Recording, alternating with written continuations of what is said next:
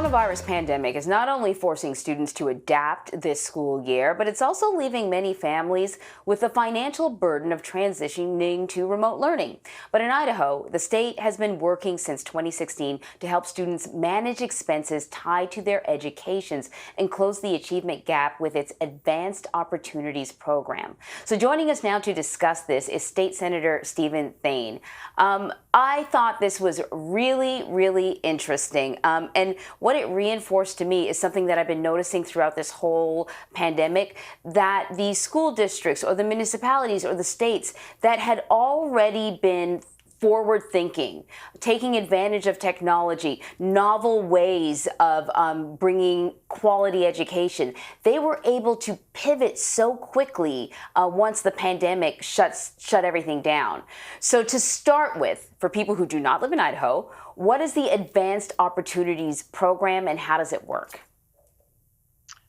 Well, the Advanced Opportunities program is a school choice program within the public schools.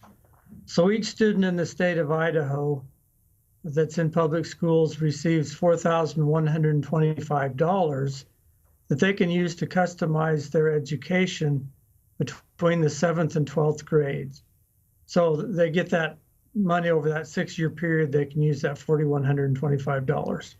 And they can use it for a variety of things like overload courses, which are high school courses that they can begin taking like during the summer of the 7th grade year, 8th grade year. The more high school courses they take early, it opens up their schedule for college classes like dual credit or AP classes. So, Senator, why is it important to give students the funds directly? Well, it's psychological. A lot of states provide opportunities for students to take dual credit or college classes in high school, but it's not their money. And so what happens quite often is the schools quite often only tell the students they think that will be successful about these opportunities. But with Advanced Opportunities, every student knows they have access to those funds, and so they feel like it's their money. And so they start making plans and they take ownership for their own education. So it's a philosophical or psychological lift for the students.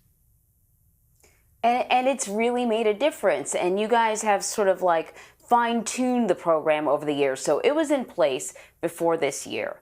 And then the coronavirus pandemic hits. Many of the schools are forced to turn to online learning.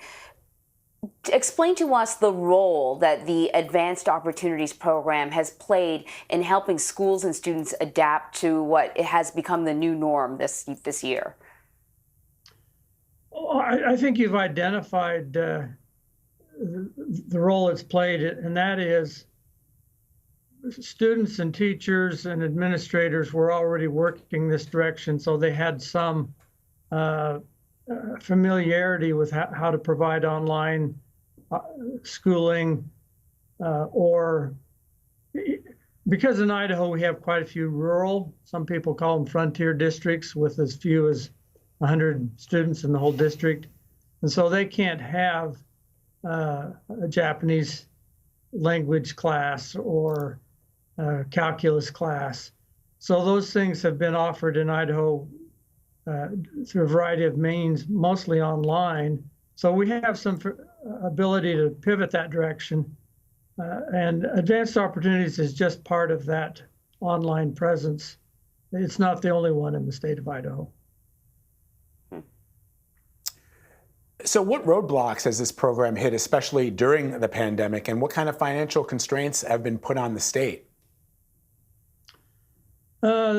Actually, the roadblocks that we hit had nothing to do with the pandemic.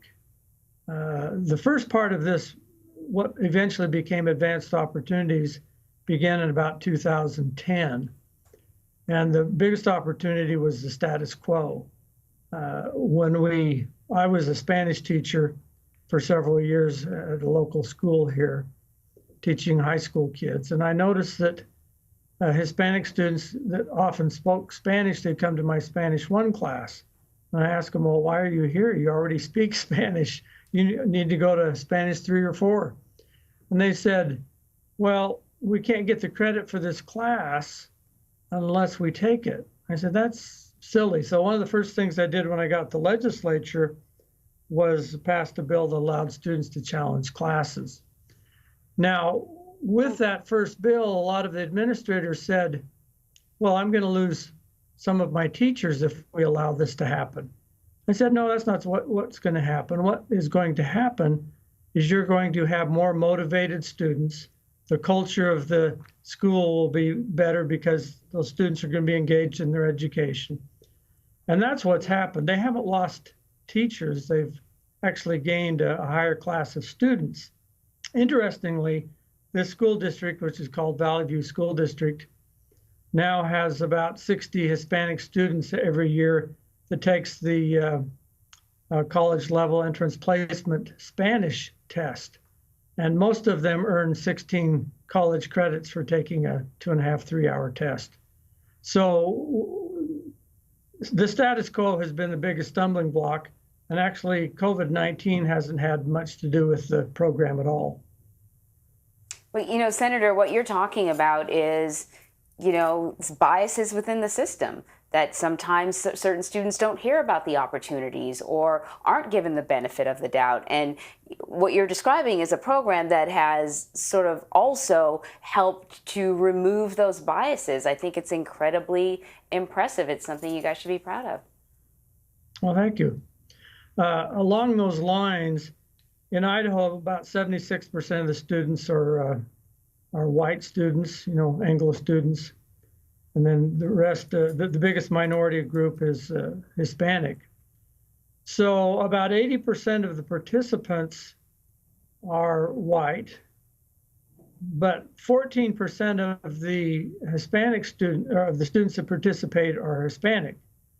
That corresponds with 17% of the total student body in the state is Hispanic. So they're using it at a quite high rate.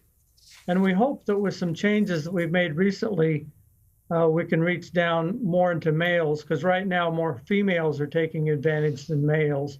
And that change has been to open up career technical education to more to advanced opportunities, so they can begin at age 16 to use this money to become an electrical apprentice or a plumber.